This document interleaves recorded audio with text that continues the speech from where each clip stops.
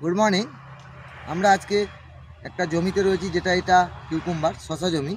এই শশা জমিতে আমরা বিভিন্ন সময় আমরা যে খাদ্য দিই, তারপরেও দেখবেন গাছ সবুজ সতেজ হয় না, বা আমার গাছ কালার আসছে না। সেই জায়গায় আমরা কি দিতে পারি বা মাটিতে বা স্প্রে করতে পারি, সেই নিয়ে আমরা আলোচনা করব।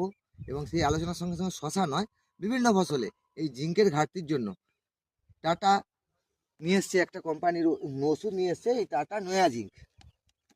টাটা র্যালিস যে কোম্পানি, সেই টাটা নিয়ে এসছে নয়া জিঙ্ক। এই নয়া জিঙ্ক দুর্দান্ত প্রোডাক্ট এবং এটা হচ্ছে পেটেন্ট প্রোডাক্ট। এই টাটা নয়া জিঙ্ক হচ্ছে জিঙ্ক ফলিফসফেট রয়েছে 16%। এই জিঙ্ক ফলিফসফেট বা আমরা আগে যেগুলো দিতাম জিঙ্ক সালফেট, পার্থক্য কী আছে বা এটা পেটেন্ট কেন?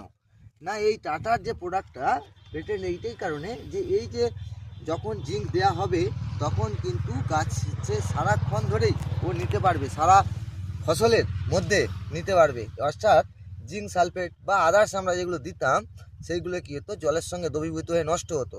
এ কিন্তু জলের সঙ্গে দ্রবীভূত হয় না এবং ধীরে ধীরে গাছকে আমার জিঙ্কের সরবরাহ করতে থাকে। তার ফলে কি হয়, ক্লোরোফিল গঠনে সাহায্য করে, গাছ সবুজ সতেজ হয়, গাছ হেলদি হয় এবং শেকড়ও বৃদ্ধি হয়।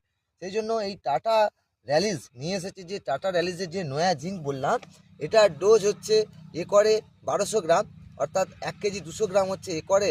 আমরা যে কোনো ফার্টিলাইজারের সঙ্গেও দিতে পারি, ডিএপির সঙ্গেও মিশানো যায়। দিয়ে যদি দেওয়া হয় তাহলে কিন্তু দুর্দান্ত কাজ করবে।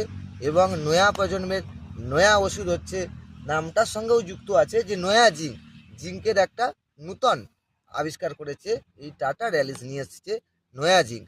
একরে 1 কেজি 200 অর্থাৎ 1200 গ্রাম একরে যে কোনো ফসল, শশা, যে কোনো সবজিতে দিতে পারি আমরা, লঙ্কা, কুমড়া থেকে শুরু করে ধান, আমরা বেগুন, সমস্ত ফসলেই দেয়া যাবে, একই পদ্ধতিতে দেয়া যাবে এটা এই টাটা নয়া জিঙ্ক।